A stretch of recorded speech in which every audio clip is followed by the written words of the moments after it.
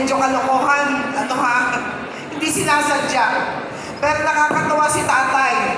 Talagang alam niya si Andres Bonifacio nakatayo sa Balintawak at naghahabol ng tutuliin. At yun ang kinamatay ni Andres Bonifacio tay.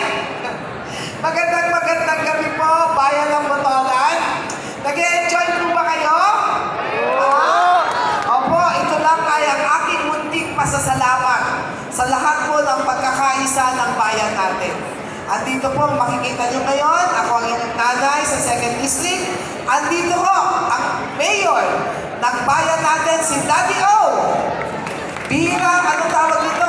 Ngayon lang nangyayari ito sa termino namin ni Daddy O na nagsasama-sama ang mga nanunungkulan, ang mga naninilbihan. Palakpakan natin, Mayor Daddy O M. Dane. Yan. At syempre, ang aking best friend, si Vice Dara Ladines. At SPJ Nilag ng San Juan.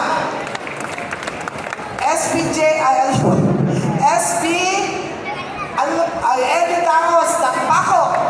Pasensya na po ang aking memory sa pagod. Yan. Si SB Glenn Manangan ng Panal.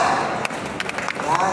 At yan din ho ang aking napakabait na manugang, si Kuya Erwin Manigis Fernando, asawa po ng aking panganay na anak. Yan. At nandyan din ang mga kapitanes, hindi ko na kayo iisa-isahin ha. Meron pa bang iba? Wala nang ibang SB, no? Salamat sa inyo. At syempre po sa mga kasamahan ko sa Kalingang Nanay B, nandito si Isidro Famulangano. Ayan. Nandyan din syempre ang walang upas, Edwin Mantola. At ang buong staff ng Kado Office, hindi ko na kayo babanggitin lahat ha. Basta salamat sa inyo. Andyan si Claire, sino pang mga nandyan.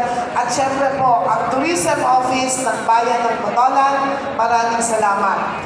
Sa inyo pong lahat, uulit-ulitin ko, samahan niyo po si Nanay B tumanaw ng utang na loob sa mga tumutulong sa ating lalawigan, lalo lang na sa bayan ng Botolan.